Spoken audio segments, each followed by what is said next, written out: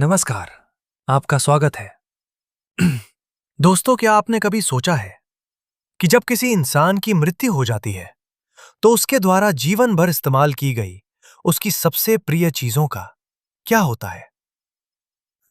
हम अक्सर अपनी माँ, बहन, पत्नी या किसी करीबी स्त्री के जाने के बाद उनकी याद में उनकी चीजों को सहेज कर रख लेते हैं और कई बार भावुक होकर या अनजाने में उन्हें पहन भी लेते हैं। लेकिन ठहरिए, गरुड़ पुराण में एक ऐसा गहरा और भयानक रहस्य छुपा है जिसे जानने के बाद आपकी रूह कांप जाएगी। गरुड़ पुराण के अनुसार मृत स्त्री की 3 चीजें ऐसी होती हैं जिन्हें किसी भी जीवित स्त्री को गलती से भी या अनजाने में भी धारण नहीं करना चाहिए। चाहे वो मृत स्त्री आपकी कितनी भी सगी क्यों ना हो, चाहे वो आपकी अपनी मां, दादी या बहन ही क्यों ना हो। आप सोच रहे होंगे कि अपनों की चीजों को पहनने में भला क्या बुराई हो सकती है। इसके पीछे एक बहुत ही गहरा आध्यात्मिक और वैज्ञानिक रहस्य है। अगर आप मृतक स्त्री की इन 3 चीजों को धारण कर लेते हैं तो शुरुआत में शायद आपको कुछ महसूस ना हो। आज पहनकर आप आराम से घूम लेंगे, दूसरों को दिखा लेंगे। लेकिन जब ये चीजें धीरे धीरे अपना असली असर दिखाना शुरू करेंगी, तब आपके जीवन में ऐसा भूचाल आएगा कि आपको समझ ही नहीं आएगा कि ये सब क्यों हो रहा है। क्योंकि गरुड़ पुराण कहता है कि मृत्यु के बाद उन खास चीजों पर किसी और का ही अधिकार हो जाता है और वो अदृश्य शक्तियां हमेशा उन चीजों के आसपास मंडराती रहती हैं। वो आपकी खुशियों को, आपके परिवार को और आपके जीवन को किस तरह तबाह कर सकती हैं, ये जानकर आप तुरंत उन चीजों को उतारकर फेंक देंगे। तो चलिए, अधिक विलंब ना करते हुए हम उस प्राचीन और रहस्यमयी कथा की ओर चलते हैं जिसमें स्वयं भगवान श्री कृष्ण ने पक्षीराज गरुड़ को इन 3 चीजों का रहस्य बताया था। आगे बढ़ने से पहले आप सभी से विनती है, दोस्तों, ये वीडियो हमने बड़ी ही मेहनत से बनाई है। यदि आपको हमारी मेहनत अच्छी लगे तो वीडियो को लाइक जरूर करें और कमेंट में जय श्री कृष्ण लिखना ना भूलें। एक बार की बात है, भगवान श्री कृष्ण द्वारिका नागरी में विराजमान थे। तभी उनके वाहन पक्षीराज गरुड़ वहां उपस्थित हुए। गरुड़ जी के मन में मृत्यु और उसके बाद की स्थिति को लेकर हमेशा कई प्रश्न उठते रहते थे।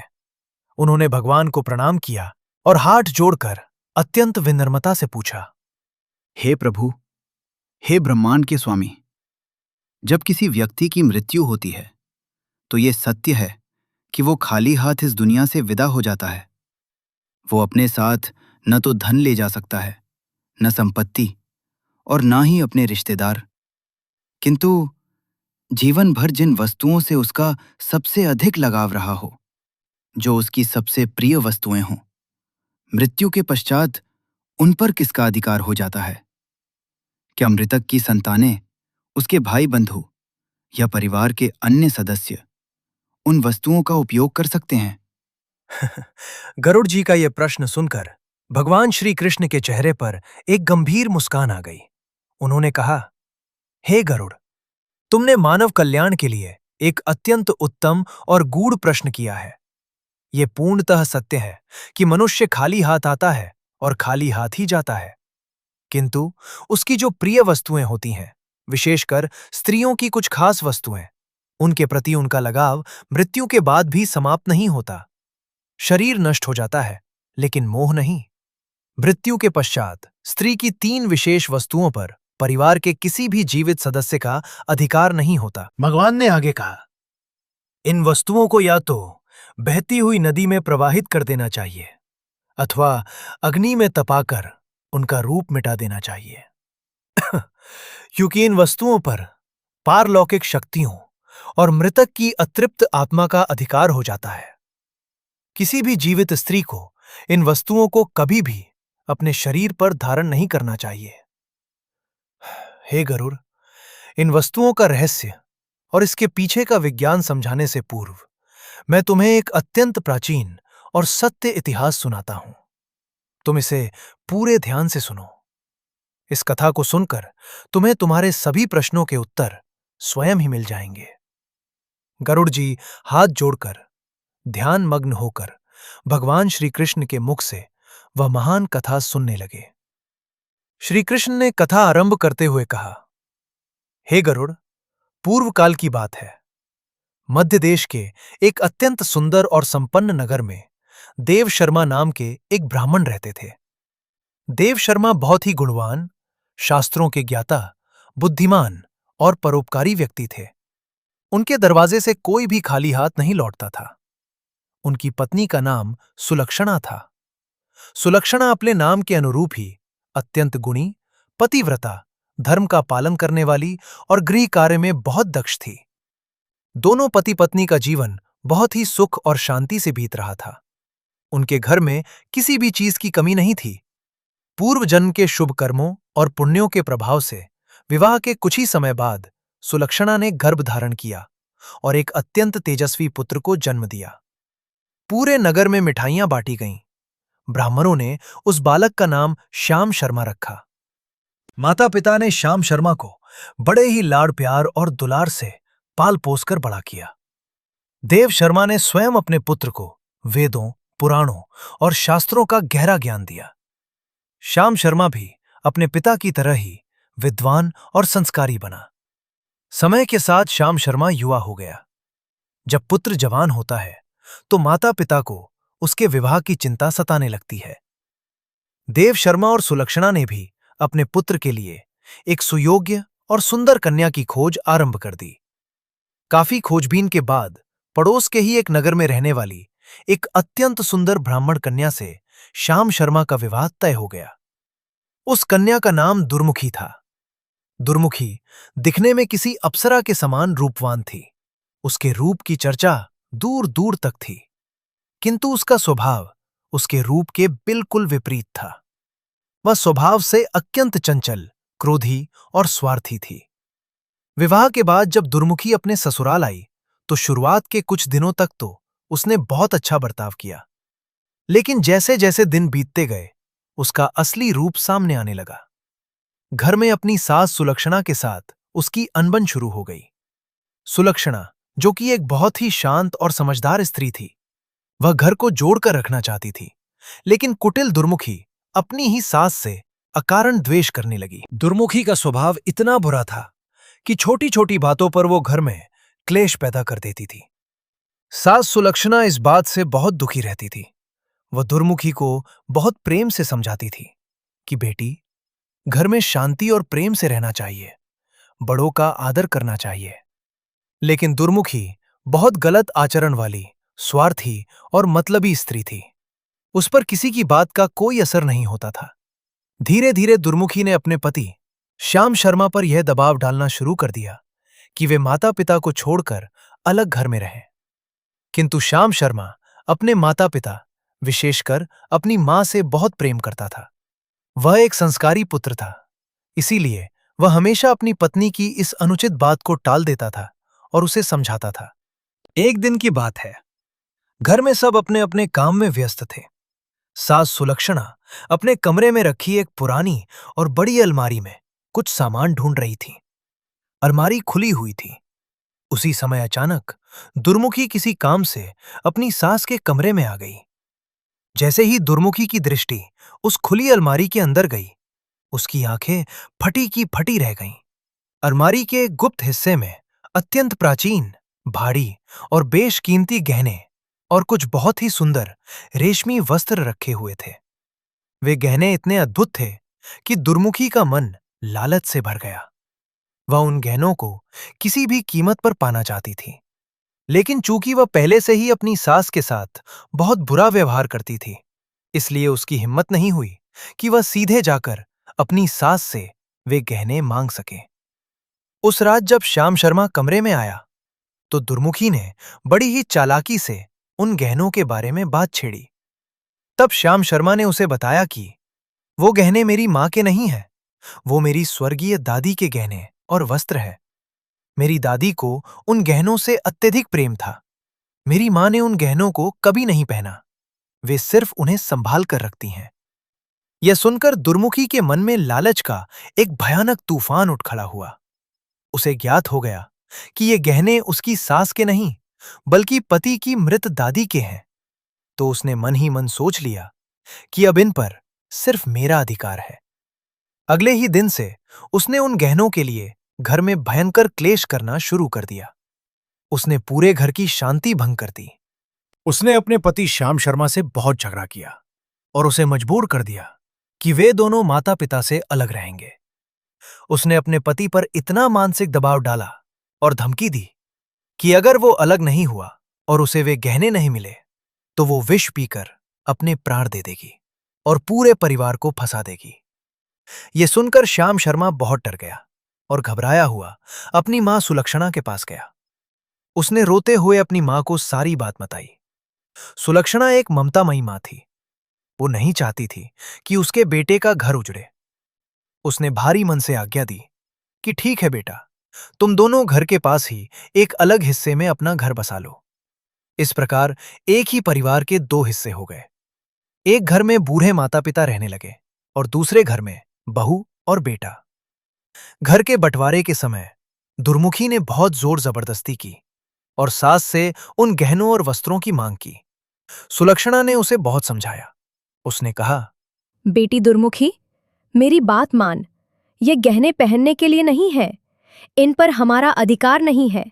ये मेरी मृत सास के हैं और मृत व्यक्ति की चीजों को इस तरह नहीं पहना जाता। लेकिन लालच में अंधी हो चुकी दुर्मुखी कुछ भी सुनने को तैयार नहीं थी। उसने अपनी सास को बहुत ताने दिए, उनका अपमान किया और अंततः बहुत झगड़ा करके वे प्राचीन गहने और वस्त्र छीन लिए। सास सुलक्षणा बेचारी रोती रह गई। अलग रहने पर दुर्मुखी की खुशी का कोई ठिकाना ना था।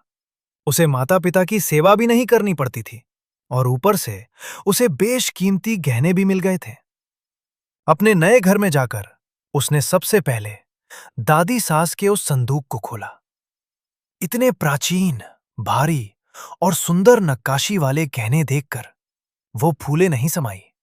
उसने तुरंत उन गहनों को अपने शरीर पर धारण कर लिया और उन पुराने वस्त्रों को पहन लिया। गहने पहनकर वो पूरे दिन इठलाती रहती। वो जानबूझकर उन गहनों को पहनकर मंदिर जाती, बाजार जाती और गांव की अन्य स्त्रियों को दिखा दिखाकर अपनी शान बघारती। ऐसे ही कुछ समय बीत गया। कुछ समय बाद दुर्मुखी गर्भवती हो गई। श्याम शर्मा बहुत खुश था कि वो पिता बनने वाला है। लेकिन ये खुशी ज्यादा दिन नहीं टिकी। गर्भ धारण करने के कुछ ही महीने बाद अचानक एक दिन बिना किसी बीमारी के दुर्मुखी का गर्भ गिर गया। वो बहुत दुखी हुई और फूट फूट कर रोने लगी। जब सास सुलक्षणा को यह बात पता चली तो वो अपना सारा दुख भूलकर अपनी बहू के पास आई। उसने दुर्मुखी के सिर पर हाथ फेरते हुए समझाया, बेटी, मेरी बात मान।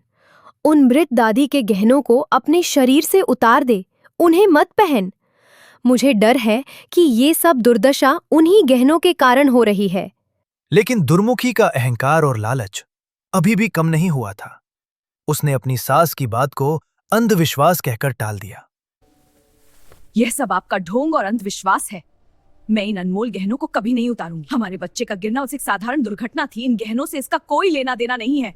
और गहने उतारने से साफ मना कर दिया। जैसे जैसे समय आगे बढ़ा, उनके नए घर पर संकटों के बादल गहराने लगे। घर का माहौल बहुत ही भयानक और डरावना होने लगा। घर के अंदर से अक्सर मरे हुए प्राणियों जैसी सड़ी हुई दुर्गंध आने लगी। ताजा बना हुआ भोजन कुछ ही घंटों में सड़ने लगता था। घर के आंगन में लगे हुए तुलसी और अन्य पेड़ पौधे बिना किसी कारण के सूख कर मुरझाने लगे।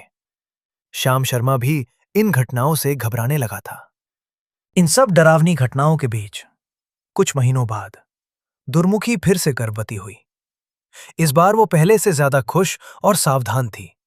उसे लगा कि अब सब कुछ ठीक हो जाएगा।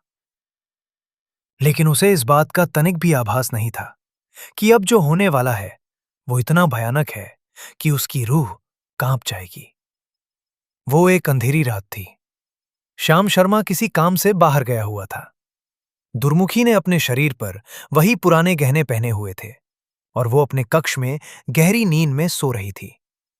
रात के मध्य प्रहर में अचानक कमरे का तापमान बहुत ठंडा हो गया। दुर्मुखी को नींद में ऐसा महसूस हुआ जैसे उसके सीने पर कोई भारी चीज रखी हो। उसे सांस लेने में तकलीफ होने लगी। अचानक उसकी नींद टूट गई। उसने आंखें खोली और जो दृश्य उसने देखा, उसे देखकर उसके गले से चीख तक नहीं निकल पाई। उसके बिस्तर के पास, ठीक उसके पेट के ऊपर झुककर, एक अत्यंत भयानक, विक्षिप्त और डरावनी बुढ़िया खड़ी थी। उस बुढ़िया की आंखें लाल थीं, बाल बिखरे हुए थे और वो दुर्मुखी के पेट के पास अपना मुंह ले जाकर गहरी गहरी सांसें खींच रही थीं।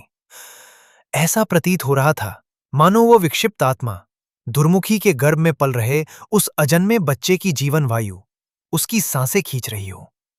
वो कोई और नहीं बल्कि श्याम शर्मा की मृत दादी की आत्मा थी, जिसे अपने गहनों से अत्यधिक मोह था। जो भी उन गहनों को पहनता था, वो आत्मा उसकी जान की दुश्मन बन जाती थी। दुर्मुखी मारे डर के पसीने से भीग गई। उसका शरीर सुन्न पड़ गया। वो पूरी रात बिस्तर पर बुत बनकर पड़ी रही। सुबह जब सूरज की किरणें कमरे में आईं और वो डरावना साया गायब हुआ, तब दुर्मुखी किसी तरह उठी। लेकिन जब उसने ध्यान दिया तो उसके पैरों तले जमीन खिसक गई। उसके पेट में पल रहा बालक मर चुका था। इस भयानक घटना ने दुर्मुखी के अहंकार और लालच को चूर चूर कर दिया। वो फूट फूट कर रोने लगी।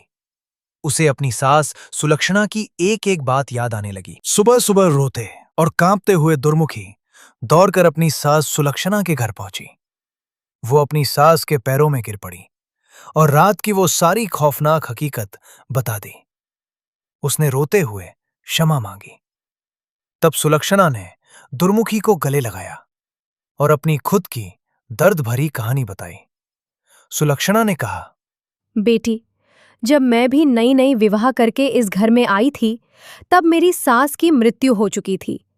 नासमझी में मैंने भी उनके गहने पहन लिए थे। तब उनकी प्रेतात्मा आकर मुझे भी इसी तरह परेशान करती थी। उनका अपने गहनों के प्रति मोह मृत्यु के बाद भी नहीं छूटा था। इसीलिए जो भी उन गहनों को पहनता, वह आत्मा उसे अपना शत्रु मानकर उसे नष्ट करने का प्रयास करती। यह सुनकर दुर्मुखी बहुत घबरा गई। तब सुलक्षणा उसे सांत्वना देते हुए बोली, घबरा मत बेटी, इसका उपाय है। सुलक्षणा तुरंत दुर्मुखी को लेकर गांव के बाहर वन में स्थित एक अत्यंत ज्ञानी और सिद्ध ऋषि के आश्रम में गई। उन्होंने ऋषि को प्रणाम किया और सारी आप बीती कह सुनाई। सिद्ध ऋषि ने अपनी आंखें बंद की, ध्यान लगाया और कुछ ही पलों में सारा रहस्य जान लिया। उन्होंने अपनी आंखें खोलीं और दोनों स्त्रियों को समझाते हुए गरुड़ पुराण का वह रहस्य बताया जो हर जीवित व्यक्ति को जानना चाहिए। सिद्ध ऋषि ने गंभीर स्वर में कहा, हे स्त्रियों, गरुड़ पुराण में स्पष्ट रूप से उल्लेखित है कि किसी भी जीवित स्त्री को मृत औरत की 3 चीजें कभी नहीं पहननी चाहिए। मृत्यु के बाद शरीर नष्ट हो जाता है, लेकिन मोह और ऊर्जा उन भौतिक वस्तुओं से जुड़ी रहती है। जो भी जीवित व्यक्ति उन्हें पहनता है, वह उस नकारात्मक ऊर्जा और प्रेत बाधा का शिकार हो जाता है। ऋषि ने पहली चीज बताते हुए कहा, पहली वस्तु है मृत स्त्री के विवाह का जोड़ा या उसके पहने हुए वस्त्र। यदि किसी नवविवाहित स्त्री या किसी भी स्त्री की मृत्यु हो जाए तो उसके द्वारा पहने गए वस्त्रों को, विशेषकर सुहाग के जोड़े को, किसी जीवित स्त्री को भूलकर भी धारण नहीं करना चाहिए। इन वस्त्रों में मृतक के पसीने और उसके शरीर की ऊर्जा का सीधा संपर्क होता है। आत्मा अपने वस्त्रों को किसी और के शरीर पर देखकर क्रोधित हो जाती है। ऋषि ने दूसरी चीज बताते हुए कहा, दूसरी वस्तु है मृत स्त्री के गहने। कभी भी किसी स्त्री की मृत्यु के बाद उसके गहने नहीं पहनने चाहिए, चाहे वह स्त्री वृद्ध हो अथवा जवान। यदि उस स्त्री ने अपनी मृत्यु से पूर्व पूरे होशो हवास में प्रसन्नतापूर्वक और अपने मन से वे गहने आपको भेंट स्वरूप न दिए हों, तो उन गहनों पर आपका कोई अधिकार नहीं है। मृत्यु के बाद छीने गए या बिना इच्छा के लिए गए गहने विनाश का कारण बनते हैं। यदि गहने बहुत कीमती हैं और आप उन्हें रखना चाहते हैं, तो उन्हें सीधा नहीं पहनना चाहिए।